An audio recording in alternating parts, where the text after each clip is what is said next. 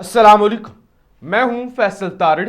इस वीडियो के अंदर हमने बात करनी है काल कोठड़ी के अंदर ऐसा क्या हुआ कि चौधरी परवेज इलाही को दिल का दौरा पड़ा और भारी सिक्योरिटी के हिसार में रात गए लाहौर के अस्पताल के अंदर चौधरी परवेज इलाही को ले जाया गया। उसके बाद कप्तान की वापसी हो रही है और हुकूमती सफ़ों के अंदर हलचल मची हुई है, सफ़े मातम बिछी हुई है। नवाज शरीफ लंदन में हंगामी तौर पे मीटिंग्स बुला रहे हैं। ऐसा क्या होने जा रहा है?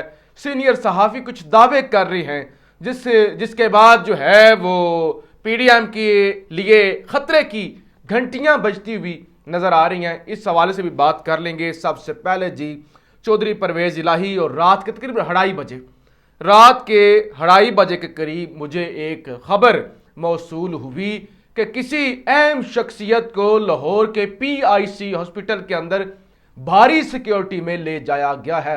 2:30-3 बजे ही फिर मैंने रिसर्च करना शुरू की। मैंने कहा कौन सी अहम शख्सियत हो सकती है जिसको भारी सिक्योरिटी के अंदर जो है वो दिल के अस्पताल के अंदर ले जाया गया है।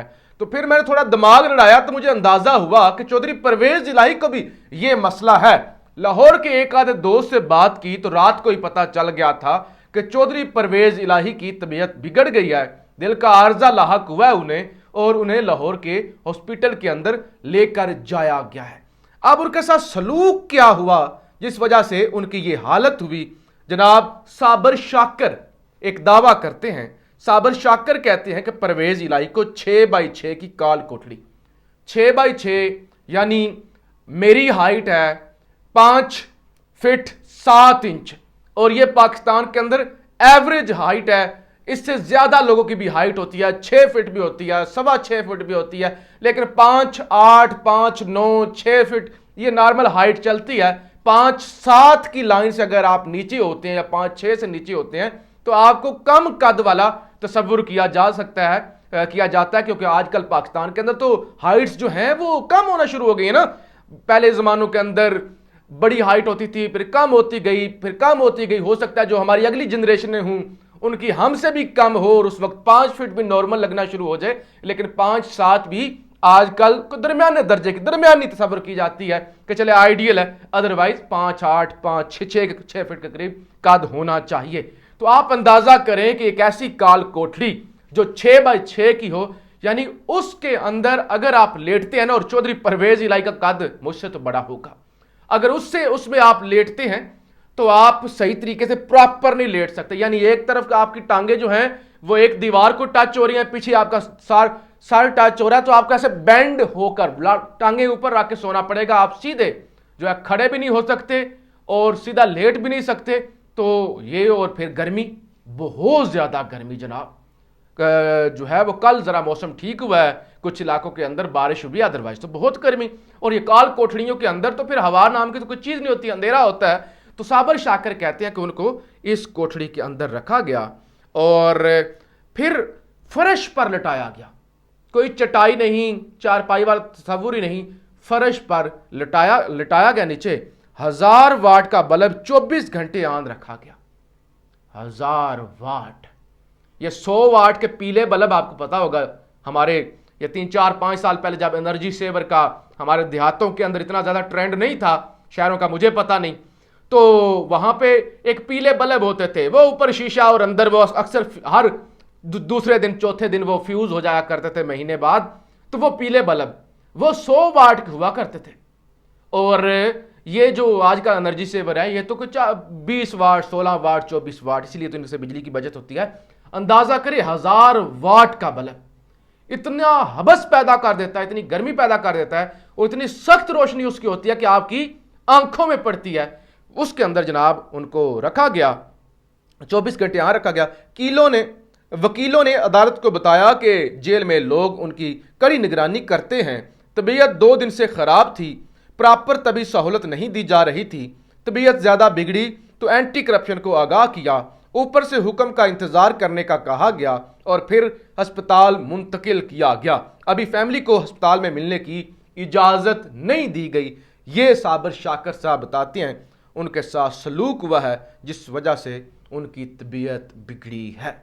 تو یہ اس ملک کے اندر ایک الگ ہی تماشا ہے۔ آپ جناب راجہ ریاض جن کو کوئی پہچانتا بھی نہیں ہے، راجہ ریاض ایک دعویٰ کرتے ہیں، بلکہ نون لیگ کی حمایت کرتے ہیں، کہتے ہیں مجھے اکتوبر میں الیکشن ہوتے نظر نہیں آ رہے، اگر اسمبلی اور حکومت کی مدت میں توسیع کا معاملہ آیا تو میں حمایت کروں گا، جو بند جیل سے گھر چلا جائے اس کا مطلب ہے کہ اس نے کمٹمنٹ کی ہے، اور جو کمٹمنٹ نہیں کرتا وہ دوبارہ گرفتار ہو جاتا ہے۔ انہوں نے کہا کہ اگر وہ گھر چلا گیا ہے جیل سے تو اس کا مطلب کمٹمنٹ کر کے گیا اور دوبارہ گرفتار بھی نہیں ہوا، تو اس کا مطلب ہے عمران خان کی ڈیل ہے اور عمران خان کے ساتھ کچھ نہیں ہونے جا رہا، تو لہٰذا ہم جو ہیں وہ اکتوبر کے اندر الیکشن نہیں کروائیں گے، اسمبلی کی مدت بڑھانی پڑی تو میں اس کی حمایت کروں گا۔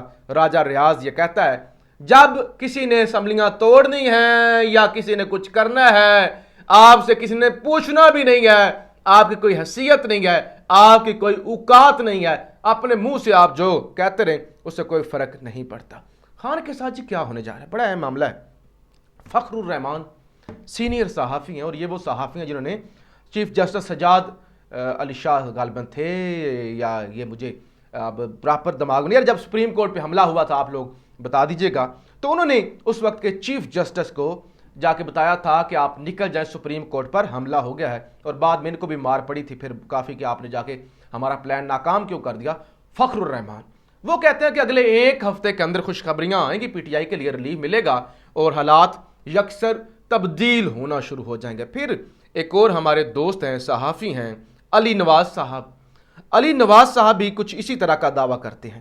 علی نواز کہتے ہیں کہ جلد ہی میاں صاحب نواز شریف کو کہا جائے گا سامنے کیمرے کی طرف دیکھ کر ہاتھ ہلا دیں، آپ کے ساتھ ایک بار پھر پرینک ہو گیا، یعنی آپ کے ساتھ ہاتھ ہو گیا ہے، تو یعنی میاں نواز شریف کے ساتھ ہاتھ ہونے جا رہا ہے اور کافی آرام ہو گیا ہے، اب دوبارہ خیالات کا اظہار اور خبروں کا وقت ہوا چاہتا ہے۔ امید کرتا ہوں سب خیریت سے ہوں گے اور گھبرائے ہوئے نہیں ہوں گے۔ کافی لوگوں کو کچرا کنڈی جاتے دیکھا، بہرحال نون خود ہی لیپ لیا تو کیا بولا، بہرحال جی مختصر اس بات کرنے کا مقصد یہ ہے کہ اب حالات جو ہیں وہ سدھرنے جا رہے ہیں۔ اور اس کے علاوہ پھر ایک اور صحافی اور سینئر موسٹ صحافی ایاز امیر صاحب۔ ایاز امیر کہتے ہیں تمام پٹواریوں اور مریم اورنگزیبوں کے لیے بری خبر ہے کہ عمران خان کہیں نہیں جا رہے، کوئی سرور پیلس جدہ یا بیماری کا بہانہ بنا کر لندن جانے کی عرضی نہیں دی جا رہی۔ یہ ایاز امیر نے بھی اشارہ دے دیا کہ اس طرف کو معاملات، یعنی عمران خان کہیں نہیں جا رہے، عمران خان کی واپسی ہونے جا رہی ہے۔ تو یہ مختلف صحافی یہ جناب دعویٰ کرتے ہوئے نظر آ رہے ہیں۔ اور پھر صدیق جان ایک دعویٰ کرتے ہیں کہ اگلے نواز شریف نے ایک اہم شخصیت کو لندن طلب کر لیا ہے اور لندن کے اندر ان کی ملاقات ہوگی، یعنی جو ان کی صفحے ہیں وہاں پہ ہلچل مچی ہوئی ہے۔ اور دوسری طرف رانا ثناء اللہ کہتے ہیں 2 سے 3 ہفتوں میں عمران خان کے خلاف قانونی کارروائی کا آغاز ہو جائے گا، ہم عمران خان کے خلاف قانونی کارروائی کریں گے۔ لیکن رانا صاحب یہ نہیں بتاتے کہ 2 یا 3 ہفتوں میں وہ ہوں گے بھی یا نہیں ہوں گے۔ تاجروں نے مکمل طور پہ جو ہے وہ بائیکٹ کر دیا حکومتی فیصلوں کا۔ تاجر کہتے ہیں دکانیں 8 بجے بند کرنے سے بہتر ہے پارلیمنٹ 8 سال بند کر کے دیکھیں، اربوں نہیں خربوں کی بچت ہوگی، ملک خوشحال ہو جائے گا۔ انہوں نے کہا ذرا آپ پارلیمنٹ بند کرو نا، تالے لاؤ، یہاں پہ جو چور بازاری آپ نے جو مچائی ہوئی ہے اس کو ذرا بند کر کے دیکھیں، ہو سکتا ہے ملک سمجھ جائے۔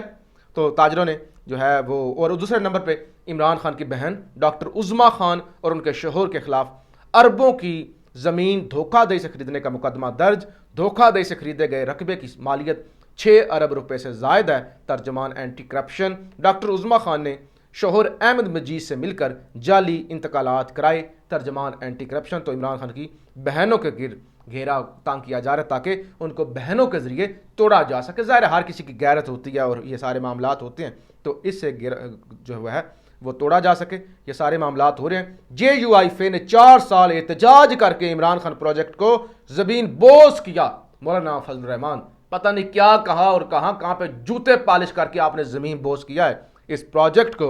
اور دوسری طرف کراچی کے اندر میئر کا انتخاب ہونا ہے اور مسلسل جو ہے پی ٹی آئی کے بندے اٹھائے جا رہے ہیں جماعت اسلامی کا تاکہ میئر نہ آ سکے۔ تو اس سلسلے میں فیض اللہ خان صحافی ہیں کراچی سے، وہ ٹویٹ کرتے ہیں، کہتے ہیں ذوالفقار علی بھٹو شہید نے اپنے مد مقابل امیدوار جماعت اسلامی کے نائب امیر جان محمد عباسی کو لاڑکانہ سے اغوا کرا دیا تھا۔ سندھ حکومت کو چاہیے کہ روایت کا تسلسل برقرار رکھتے ہوئے حافظ نعیم کو ہی غائب کرا دے، جان چھوٹ جائے گی۔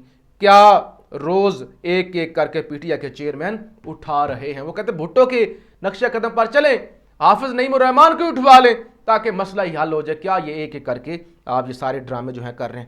بہرحال جی ابھی معاملات واضح ہونا شروع ہو جائیں گے، واضح ہو رہے ہیں۔ رات کو بھی خان نے کہا اسٹیبلشمنٹ کے ساتھ ملک تباہ نہ کریں، میرے ساتھ بات کریں، آگے معاملات بڑھائیں۔ اب اسٹیبلشمنٹ کے کورٹ میں بال ہے کہ انہوں نے ملک کو مزید تباہی کی طرف لے کے جانا ہے یا استحکام کی طرف لے کے جانا ہے۔ اپنی رائے کا اظہار ضرور کیجیے گا۔ پاکستان زندہ باد۔